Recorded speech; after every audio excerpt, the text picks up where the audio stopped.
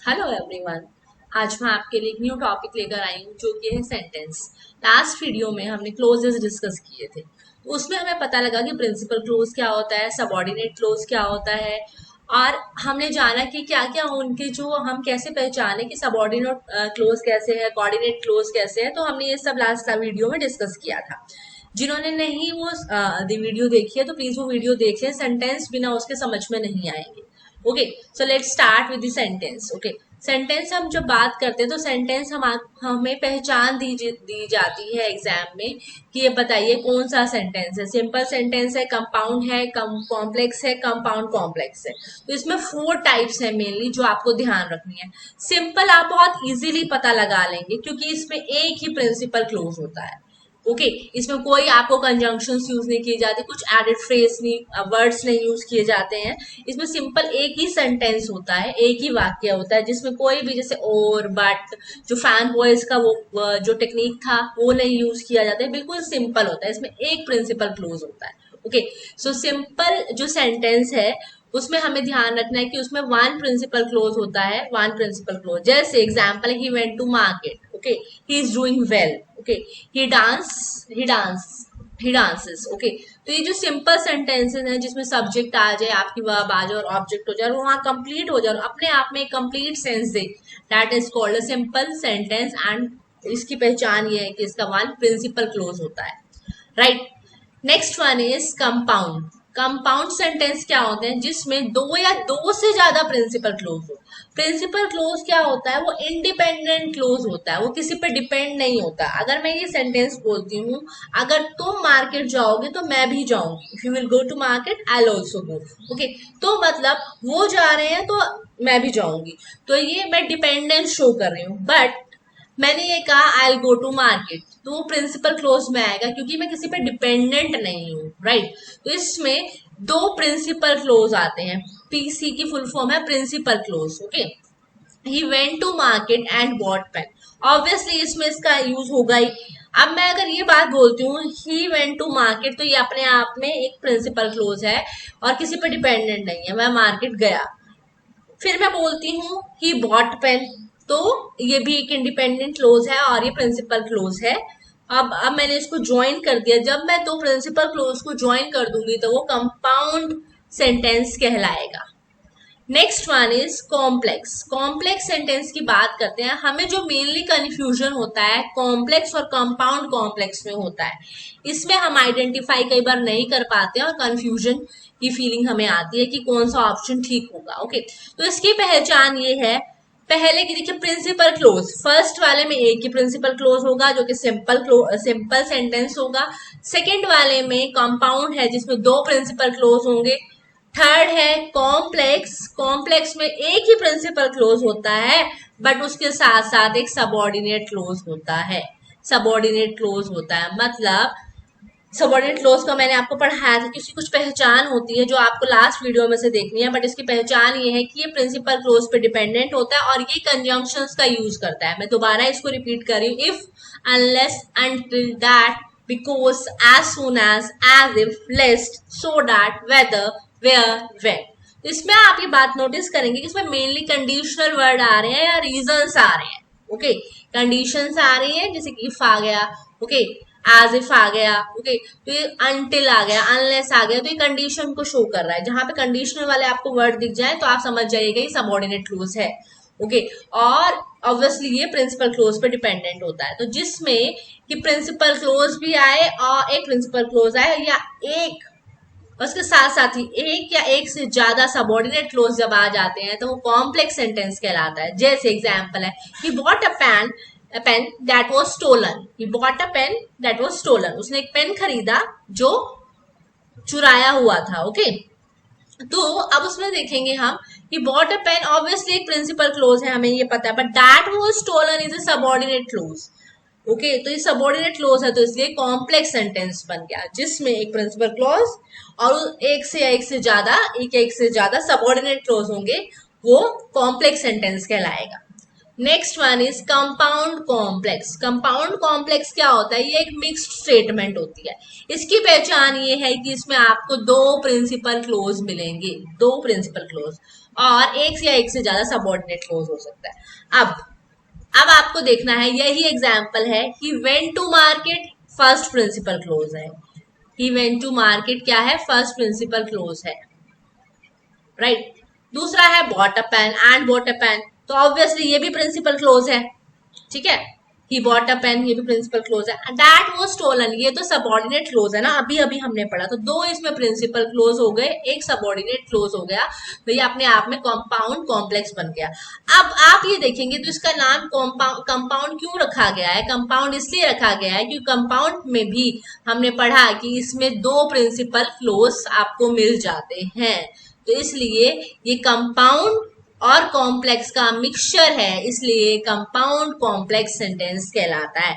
वहां से इसने दो प्रिंसिपल क्लोज उठा लिए, यहां से उसने एक या एक से ज्यादा सबऑर्डिनेट क्लोज उठा लिए, इसलिए दोनों का मिक्सचर हो गया, कंपाउंड का एंड कॉम्प्लेक्स का, और इसका नाम दे दिया कंपाउंड कॉम्प्लेक्स सेंटेंस, जिसे हम मिक्स स्टेटमेंट भी बोलते हैं। अब जब हम बात करते हैं कुछ एग्जाम्पल्स की, तो ये आपको एग्जाम्पल्स देखने हैं और मेरे साथ बताना है कि किनके आंसर्स क्या हो सकते हैं। ऑब्वियसली जब हम बात करते हैं तो हम ये देखते हैं कि जब ये फर्स्ट सेंटेंस पढ़ेंगे और हम गेस करेंगे इन्हीं जो हमने इनसे सीखा है कि ये कौन सा सेंटेंस होगा, ओके। अब बात करते हैं the book that is on the chair belongs to me, okay. अब दैट आ गया तो मीन्स इसमें सबऑर्डिनेट क्लोज तो है ही, तो एक सबऑर्डिनेट क्लोज हो गया और एक प्रिंसिपल क्लोज हो गया, ये किसकी पहचान है, प्रिंसिपल क्लोज एक होना और एक या एक से ज्यादा सबऑर्डिनेट क्लोज होना, ये कॉम्प्लेक्स की पहचान है, तो इसलिए हम यहां लिख देंगे कि ये कॉम्प्लेक्स सेंटेंस है, राइट, कॉम्प्लेक्स सेंटेंस। नेक्स्ट की जब हम बात करते हैं, when ever prices go up customer bye less products. अब ऑब्वियसली जब भी प्राइस ऊपर जाते हैं तो जो लोग हैं, जो कस्टमर है, ग्राहक है, वो कम प्रोडक्ट्स खरीदता है। वेन एवर, तो इसमें कंडीशन आ गई। अब कंडीशन वाले मैंने आपको बताए थे कि सबऑर्डिनेट क्लोज होते हैं, तो ये सबऑर्डिनेट क्लोज हो गया। और customer bye less product, customer less products खरीदते हैं, तो ये अपने आप में एक प्रिंसिपल क्लोज है, मतलब सिंपल सेंटेंस है, ये वाला प्रिंसिपल क्लोज है। लेकिन प्रिंसिपल क्लोज और सबऑर्डिनेट क्लोज जब मिल जाते हैं तो ऑब्वियसली वो एक कॉम्प्लेक्स सेंटेंस बनाते हैं, राइट। इन दोनों एग्जाम्पल से आई एम श्योर आपको क्लियर हो गया होगा। नेक्स्ट आता है, we won the game but my uniform was muddy because it rain the entire time. अब आप ये देखिए कि जब हम बात करते हैं we won the game, okay, ये ऑब्वियसली एक प्रिंसिपल क्लोज हो गया, but my uniform was muddy. अब उसने रीजन दिया है कि मेरी जो यूनिफॉर्म है वो मडी थी, इस ओके, जो मडी थी, और इसके बाद उसने ये बताया क्योंकि हमेशा बारिश हो रही थी। अब आप देखेंगे तो कहाँ से ये सेंटेंस हम कहाँ से गेस कर सकते हैं, ओके। तो अब हम जब बात करते हैं तो हमें पता लगता है कि इस पे दो प्रिंसिपल क्लोज हैं और एक जो हमारे पास है वो सबऑर्डिनेट क्लोज है, इसलिए कंपाउंड कॉम्प्लेक्स कहलाता है, कंपाउंड कॉम्प्लेक्स, राइट।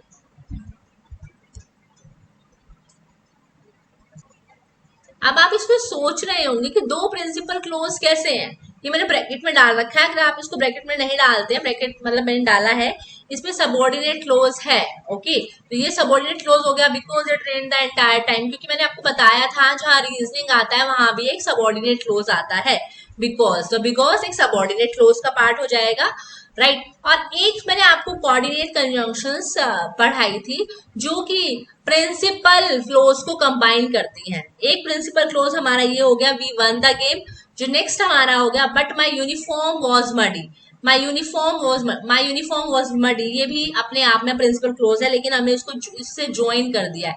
तो फर्स्ट प्रिंसिपल क्लोज ये हुआ, सेकेंड ये हुआ, दो प्रिंसिपल क्लोज बन गए और एक सबऑर्डिनेट क्लोज हो गया, तो ये कंपाउंड कॉम्प्लेक्स सेंटेंस हो गया। Moving on to the next sentence, that is, because my coffee was too cold, I heated in the microwave. Okay. अब आप इसको ऐसे भी कर सकते हैं, I heated in the I heated it in the microwave because my coffee was too cold. या फिर I heated my coffee in the microwave because it was too cold. Okay. But आप जब भी देखेंगे तो आप ये देखेंगे कि बिकॉज वर्ड आया है, और बिकॉज किस चीज की पहचान है? एक सबऑर्डिनेट क्लोज की पहचान है। तो वन सबऑर्डिनेट क्लोज हो गया है यहाँ पे। और I heated it in the microwave, ये एक सिंपल सेंटेंस है, इट मीन्स ये प्रिंसिपल क्लोज है। अब हमने देखा कि जहां पर एक सबऑर्डिनेट क्लोज हो और एक प्रिंसिपल क्लोज हो, वो कौन सा सेंटेंस होता है? वो एक कॉम्प्लेक्स सेंटेंस होता है। तो यहां पर इसका आंसर आ जाएगा कॉम्प्लेक्स, राइट। तो ऐसे आपको आइडेंटिफाई करना है। आप सिंपली कर सकते हैं, अगर आप देख के ही पता लगा पाते हैं तो then it's very good. But if you are not able to identify it properly, then what you have to do, आप उसको पार्ट्स में डिवाइड कर लीजिए। जैसे मैंने किया बिकॉज देख के कि हाँ तक ये वाला सबऑर्डिनेट क्लोज हो गया पूरा, because my coffee was too cold, subordinate clause. Next वाला इज प्रिंसिपल क्लोज। अब आपको पता है कि प्रिंसिपल क्लोज और सबऑर्डिनेट क्लोज जब मिलते हैं तो ये कॉम्प्लेक्स सेंटेंस बनाते हैं, right. Next is, as we entered the innkeeper said that there were no rooms. अब मुझे कुछ समझ में नहीं आ रहा है इसमें क्या है, बट मैंने as देखा और मुझे ये पता लगा कि ये सबऑर्डिनेट क्लोज की पहचान है, राइट। नेक्स्ट मैंने फिर डैट देखा, तो that there were no rooms, एक सबऑर्डिनेट क्लोज एक और हो गया। ये भी एक as we entered the room in subordinate clause हो गया, that there were no room subordinate clause हो गया। अब द innkeeper said, ओके तो ये अपने आप में एक पूरा है और ये प्रिंसिपल क्लोज हो जाएगा, राइट। प्रिंसिपल क्लोज क्योंकि सबऑर्डिनेट क्लोज एक क्लोज पे डिपेंडेंट है, that is principal clause, okay. तो अब इसमें दो सबऑर्डिनेट क्लोज हुए हैं और एक प्रिंसिपल क्लोज हुआ है, ये पहचान है कंपाउंड कॉम्प्लेक्स सेंटेंस की, compound complex sentence, okay. That was the sentence topic. Okay, I think you might have understood it properly. So अगर आपको फिर भी डाउट है तो आप इसे एक बार वीडियो को दोबारा सुन लीजिएगा, hope you will clear it. And मैंने इसमें सारे पार्ट्स बहुत इजी तरह से कवर अप कर दिए हैं, आपको कहीं और कोई और बुक रेफर करने की रिक्वायरमेंट नहीं होगी। If you like the video please share it and subscribe to channel. Thank you so much.